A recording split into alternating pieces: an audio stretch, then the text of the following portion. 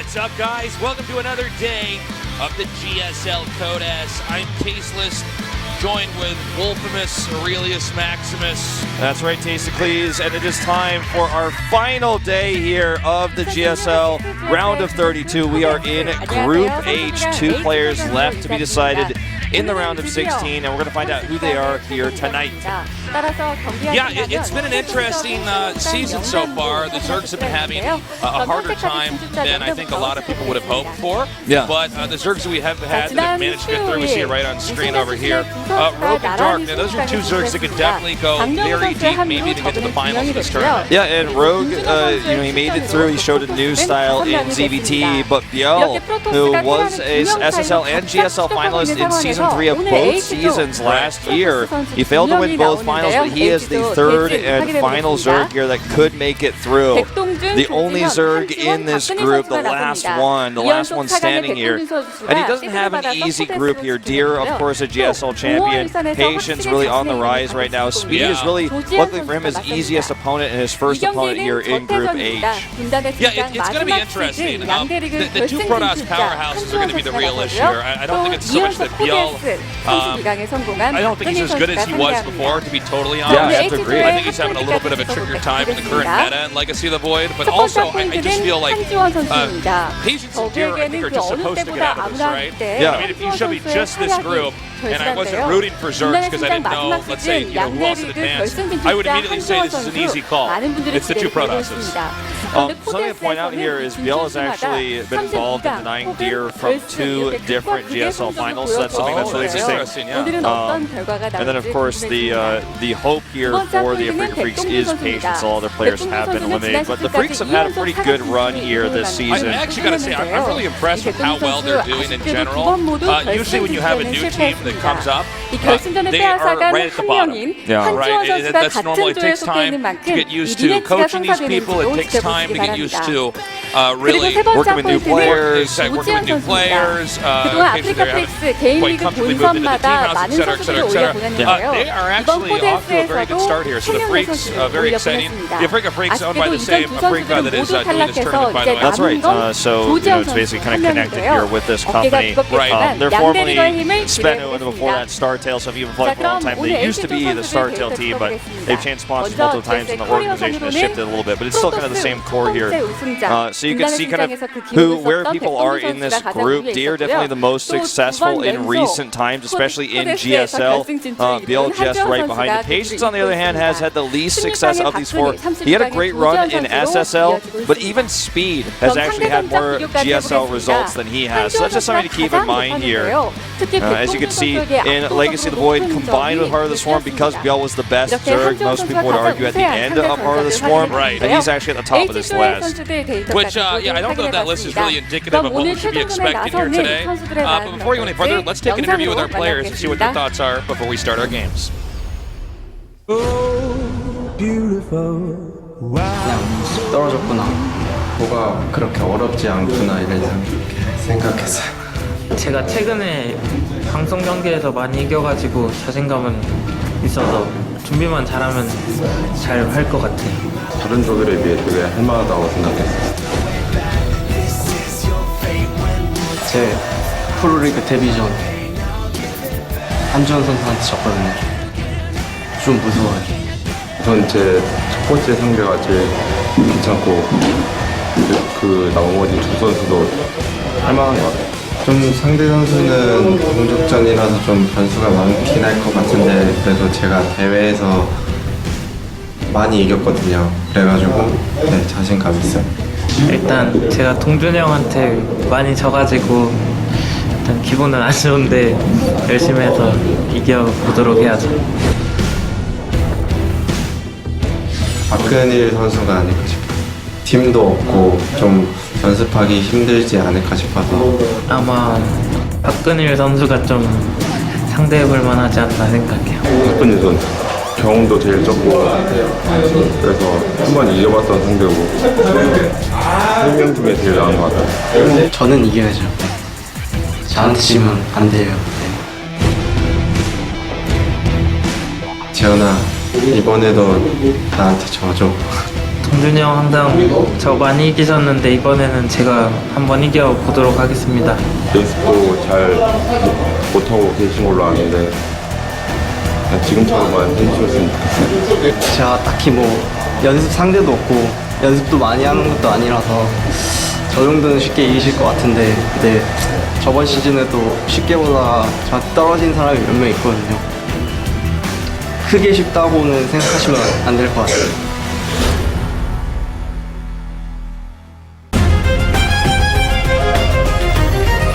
What's up, guys? We're back here now, and I gotta say, interesting to see, everybody's view on Speed there, as well as Speed's view on himself. Yeah, that's worrying to me. The lack of confidence, to be honest. At the very end, he did, say something of, okay, don't just have me as the free win, the pushover. But most of his statements there were even said, it wouldn't be terrible if they lost to me. And I'm like, that worries me pretty bad. You know what? Okay, I'm going to spin this one because I actually think that might be a benefit to Speed. I mean, you ever played somebody in a game where you know that other person's better than you, but you know that you're like not bad, but you're obviously not supposed to win?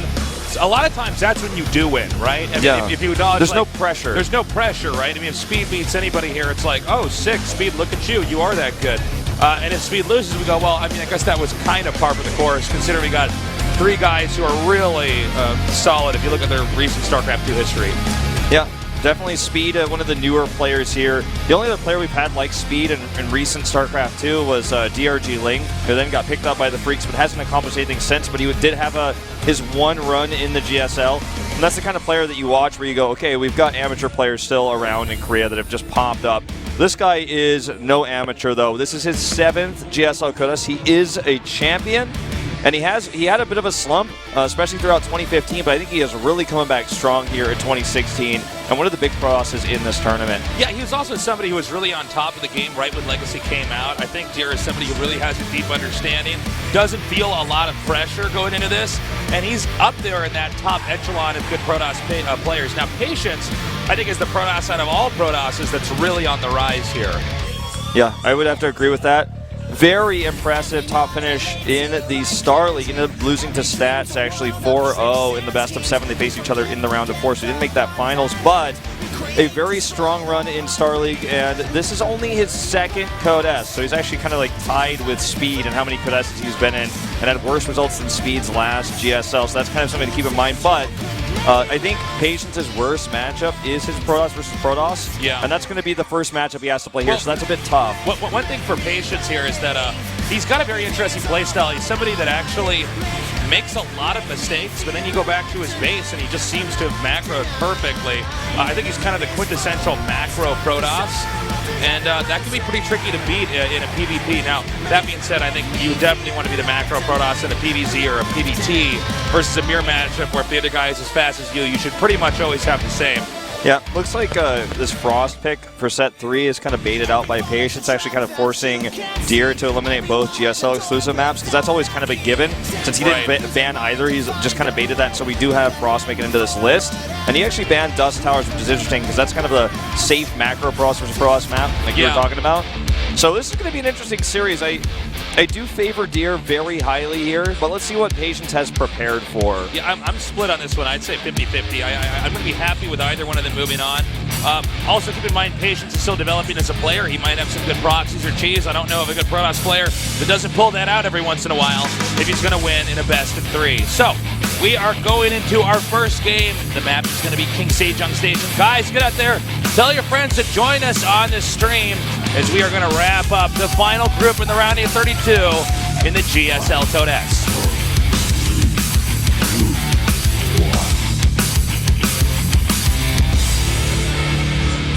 Introducing our players over here in the blue in the upper left.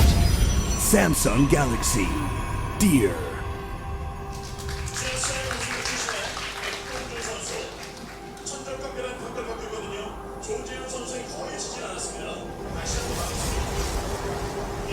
In the bottom right, in the red, he is Africa Freaks, Patience. This matchup has had a pretty big meta shift recently, moving into Adept-based play instead of Stalker play, thanks to CJ Hero kind of changing that. And sometimes one pro gamer can actually change the way an entire matchup is played by showing a new style that people have not seen before. Yeah, that's right. And that's one of the cool things about StarCraft 2. And even Brood War, when it was more changeable. Can I just say, I'm actually just loving where Legacy of the Void is at right now. It's just so fun. I mean, Blizzard made a lot of really great changes in the game. Go! Thanks for coming down, guys. Welcome to the studio. And viewers at home, you too can come to our studio. Yes, it is free. It is free. You don't have to make a reservation. It's $100. Just put it on the caster desk. It's it's fine. Yeah, guys, come down here. We got a lot of people, whether they're just coming to Korea for work or they're studying here, or they actually make the pilgrimage, buy a ticket and come out here and watch some StarCraft matches.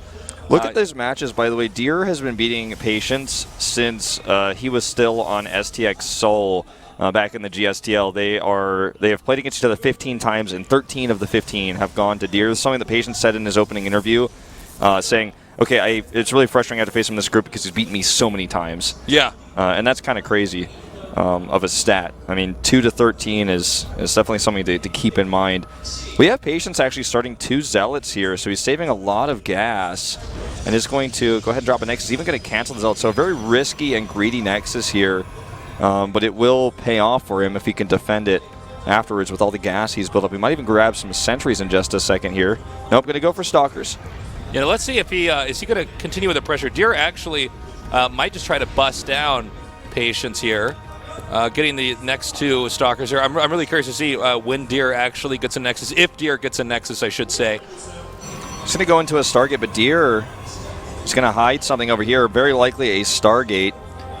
And the Mothership Core for Patience was headed in that direction, but he sent it back home, so he's not actually going to be able to know that this is out here. He won't scout it, and it is going to be that Stargate. Okay, by the way, Patience does come up here and actually see that there's no Nexus, which is going to sound some alarms right now as he sees, okay, wait a minute, if you're not getting a Nexus, that means you are definitely going to be being aggressive to me early on.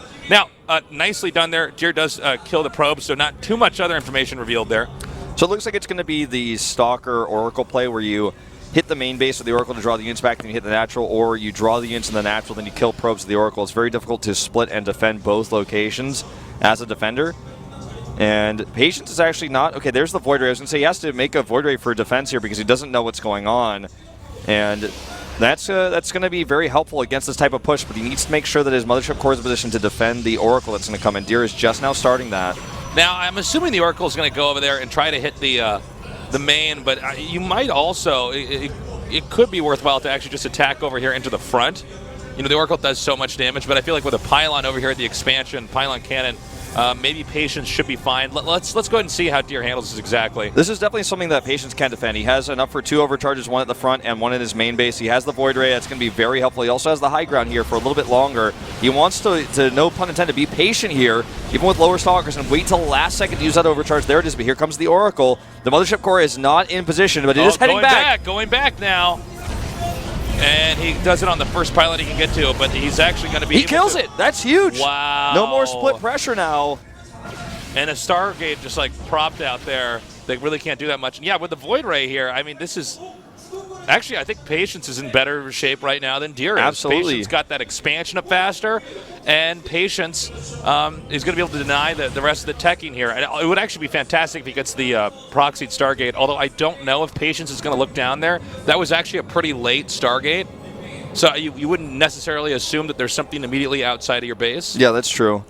Well, Deer does have the better probe count still, but the more mining has definitely been in favor of Patience. That's why he was able to mass up so many Stalkers and also have this Void Ray. And I believe he got a Phoenix out and is going to go and hunt the Oracle, so that's no longer going to be a threat. So that's one thing he's also going to have in his favor. And with this Void Ray here, it's basically impossible for Deer to take a Stalker-based engagement, and you can see he's already moving back right now. He does not want to commit to a fight. The Stargate has been seen here. It looks like probably by that Phoenix, and will now be cleared off the map. Okay, so he is going to take this out. This is actually to make the Phoenixes that were made here by Patience pretty damn strong. We do see Deer coming in here now. Going to try to gun down some of these probes. He's got 2 so far. Looks like he'll get a 3rd.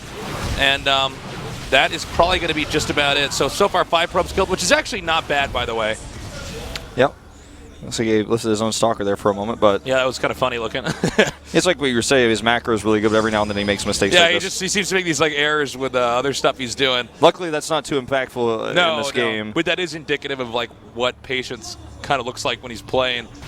So Patience is going to come up here and try to put some pressure of his own on. This is risky because he committed so much to even the Phoenix that he got, but he only got one. He's attacking up this high ground where there are 3 pylons in position. Even though he has the Void Ray, I'm not so sure this is the right move here. He's adding another gas. Maybe he should just poke and take a third base. I think that would be the better plan. I think it would be better if he just took a third. Oh, but Deer blocks it. So smart. That's a little thing that you can do that actually is going to be a big problem for the other player to deal with. It's just that one pylon there. Patience is going to have to move his whole army all the way down here. And that might mean that Deer can actually expand at the same time as Patience. Yeah, once he realizes this army has moved back, which he can check with the hallucination, he's definitely going to be free to take that. He's going to go ahead and move over here and take it right now. He has enough money to do so. Deer has the faster blink, but that's an upgrade that will lose its usefulness over time in this matchup. And Patience adding a few extra gateways. He hasn't actually made a Nexus. Now Deer is trying to even deny this position with the Blink Stalkers. He knows he has faster. Yeah, Deer might actually be overextending here. I'm actually very confused by this move here. He doesn't have Blink yet. Yeah, exactly. He does. Blink's not quite there yet. It's almost done, but not quite. But, you know, I mean, he knows because his pylon's here that there's no real reason why Patience should be able to have a third base. So with that in mind, if you're expanding yourself, I think that it's actually just too risky for Deer to try to come out here like this. Let's see if he gets away with it. Yep. This is where he's going to get caught here a little bit. He's going to have to use his blink, but there's a Void Ray here. I don't think he gets out. Even if he blinks, he lost so many stalkers there. I think technically it would be possible for Patience to try to box that in at the bottom.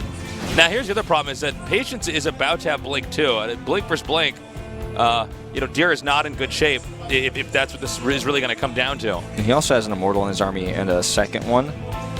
One thing I do want to point out, though, is we talked about that meta shift where Adepts are now the way and Stalkers are not. Deer, I think, is in the way kind of baiting the anti-Stalker army while building the better Adept army. He's going to have Glaives first. He does have that third base up and secured here. He definitely does not want to be losing units here, but I think the idea, I can understand it. He's just kind of, the execution is a little bit off.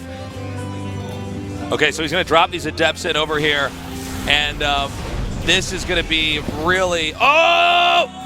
All right, it actually gets away. Deer cannot feed any more units, or he will just die. No, I was going to say, like, if he loses that War Prism, it's like, man, you're not going to have an army back here. A lot of those Stalkers are badly bruised, too. Deer is staying active, though, with these Stalkers while there's a counterattack here from Patience. This is the attack I'm talking about, man.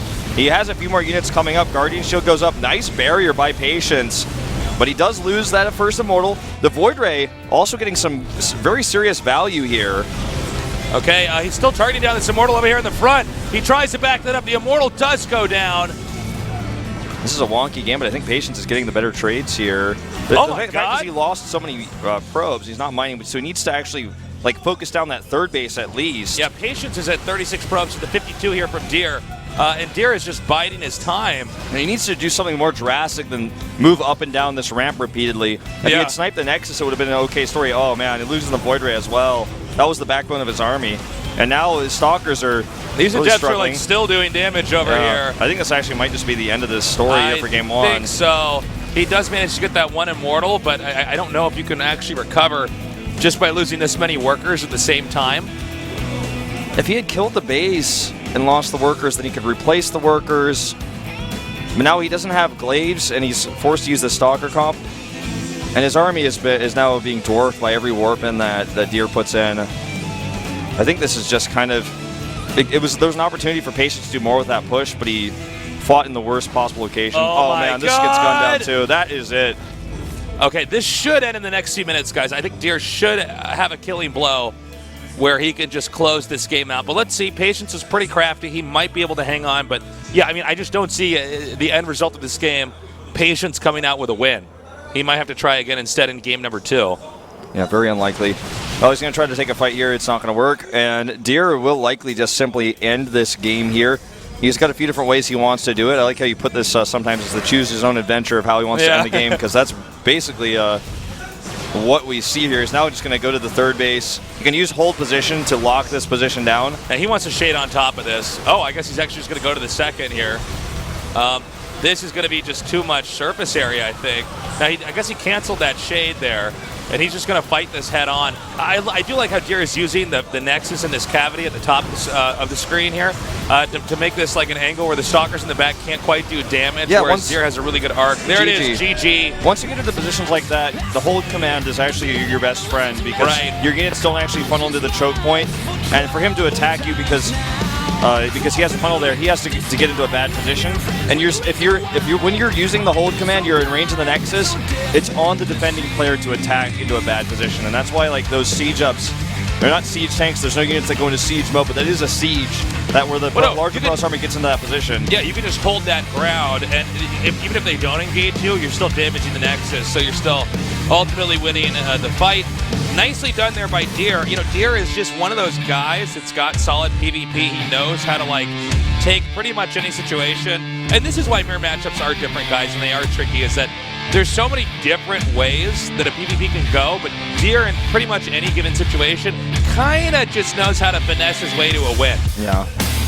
Definitely some scary moments there for him with his control of his units, but he made the better choices. He held that third base. Frozen Temple is going to be it for map number 2, though, Tasteless. Let's see what happens. Deer is up with 1 win. The winner of this best of 3 goes on to the winner's match, tonight's final group of the GSL Codex. Over here in the blue, our Protoss player.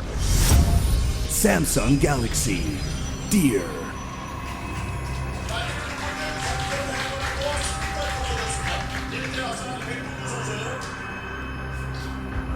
And his opponent, another Protoss player here in the red. Afrika Freaks, Patience. I'm a freaking out, Wolf. Calm down, Tasteless.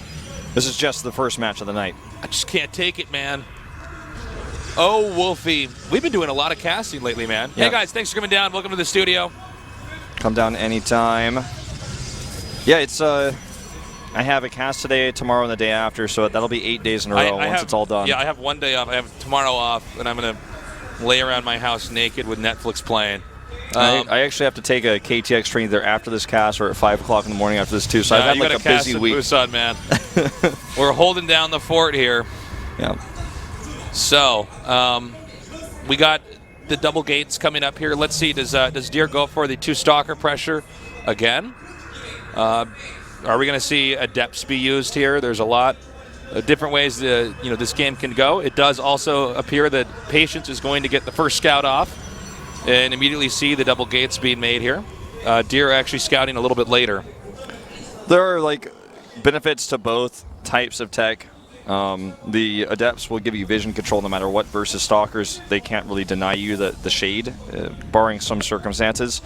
But the Stalkers can put on heavy pressure, whereas the Adepts really cannot, especially versus Stalkers. You will just lose them or have to run away with them. So 2 Adepts coming out for Deer this time. Yeah, a little bit of a variation from what we saw before. And Patience is going to do the same double Zealot, probably canceled into a Nexus. The Zealots will help him defend against anything that might come his way that he just happened to miss. But he's just going to cancel them because he doesn't need them, and we'll queue up this Nexus. Okay, kind of an interesting opener. Protoss actually have a couple cool plays where they can start making one thing, and then if they're like, doesn't look like I'm going to need this, you can cancel it and switch into something else, which actually adds a lot of versatility. I'm glad that StarCraft 2 is at this point in time, because people are still learning about the game and trying to uncover the secrets that are, woven inside of it. But that's one of these technical builds. I don't even think there were that many of those kind of builds in Brood War, where like you'd be making this thing, and then if you like think you're okay, you cancel it and do something else. There was a period where some people would do that with like, they'd be making a shuttle in case it's tearing 2 factories, and then if they don't see the 2 factory, then they just cancel, get an observer. Yeah, but yeah. This is another one of those reasons, by the way, I just wanted to point this out briefly. The Adept opening is good for that kind of vision control. He gets in there, sees this. This partially due to the fact that Patience didn't make any units at all. Patience doesn't have vision of this Nexus that is coming up for Deer, whereas Deer knows everything that is happening, how many gates he has, what kind of units he built, and the Nexus was up very early. So just like the last game, Patience is going to get his Nexus finished early on. I got to say, I was like really surprised by Deer's play last game when he was still poking with those Stalkers, but I guess it actually paid off. A lot of that was also the pylon being placed down there to block the third, and Deer just kind of being a smart guy. Yeah. No, I wonder what Deer is going to do pressure-wise, if he's going to concede the point with a little bit of pressure he put on with those Adepts and say, okay, my Nexus is up a little bit later than yours, but you know, he had more probes and there wasn't really that much saturation benefit for Patience this early on, so it's not that significant. And also in Legacy of the Void, as we see this Adept attempt here, nice evacuation by Deer. In Legacy of the Void, you don't have Chrono Energy, so you just Chrono 1 building specifically over and over again. Yeah. Whereas before, having a Nexus up earlier actually meant you had more energy, so it was more significant. Wow, he commits to the Shade, actually. It doesn't look like Deer was expecting that one. And that's going to cost him a few probes here. And in fact, these should get out.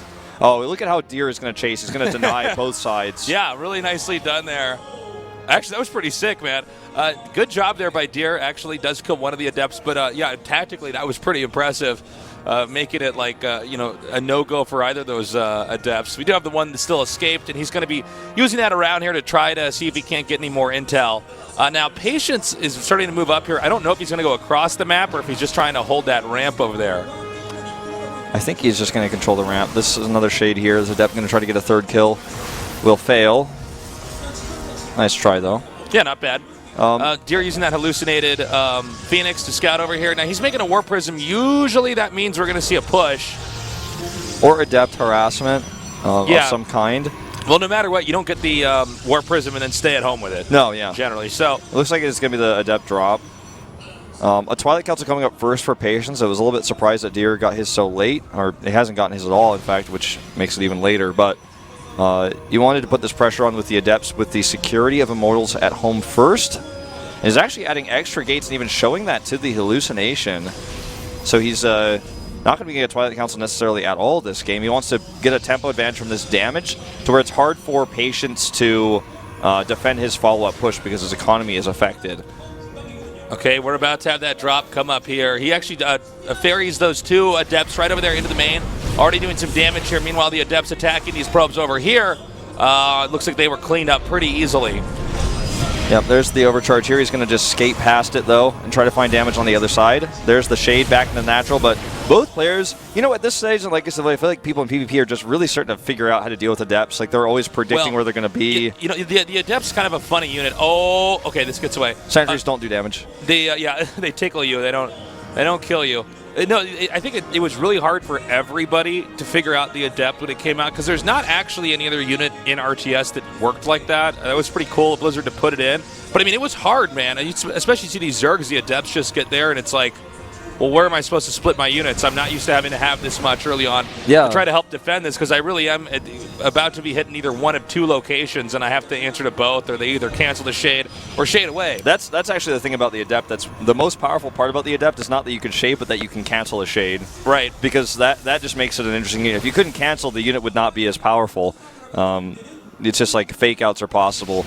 So we have a tech difference here. It's pretty huge. It's the old Blink style with Immortals to support versus Glaives. The Resonating Glaives that Deer is getting for Adept attack speed. So we're going to see two different types of compositions clash here. And now Hero has been saying, and most processors are switching into this Adept attack speed style with mostly Adepts, but Patience is sticking with the old style. And this is cool to see. This is like sometimes when we saw Mech was straight the best thing to do in TVT, but some people are still trying to do Marine Tank. Yeah, no, I love when we see these like two different styles clash, especially in a mirror matchup like this where it's like, well, let's try to find out which one's actually better. Nice job there. Takes out 3 Stalkers. No problem. And attack speed is almost done here, so he's going to be able to have this really nicely timed out. He shouldn't even overcharge those pilots. It's not going to give him any value. No, it would be a total waste. I think actually Deer's going to go for the kill. I think Deer's saying, you got the wrong comp, bro. Yeah, he's attacked all the way up to Disruptors to try to counter this. And there's a third base being taken behind this. Now, force fields are going to be very powerful over here like this. Okay, there's the overcharge. Good force fields. The Disruptor is out, but it's going to get killed before it can do anything. Oh, my God. That should be game over Just here. saw Patience shaking his head there. Now, the fact that he can hit in these two different locations is pretty huge. He's going to try to go up the ramp, but that means he's probably going to lose control down here at the natural. And there you go. That's all. I mean, wow. That's it here for this first series. Deer the big favorite. He takes both games back to back, and it makes the score 15-2 now in their matches they played against each other. Yeah. Wow. And he just has the dominance in this matchup versus Patience. Yeah, he's just clearly better at PvP.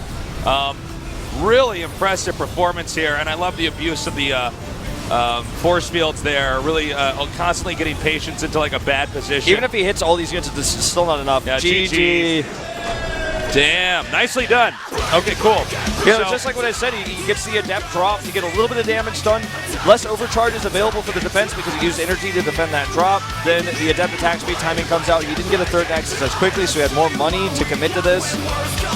And I think basically what Patient was trying to do there with Disruptors and Blink Stalkers is outdated. I agree. It's not as good anymore. I think that the Adepts can be incredibly abusive if you realize that you're in a good situation because, you know, so much of StarCraft is trying to get a surround or get a concave versus a convex. And the fact that you can just shade on top of them where you're like, wait a minute, and then you go, and just like get it goes through them. force fields. It goes through everything. And a lot of times you can lock them into a position they have to fight. And if you have more, you pretty much win every time. Yeah.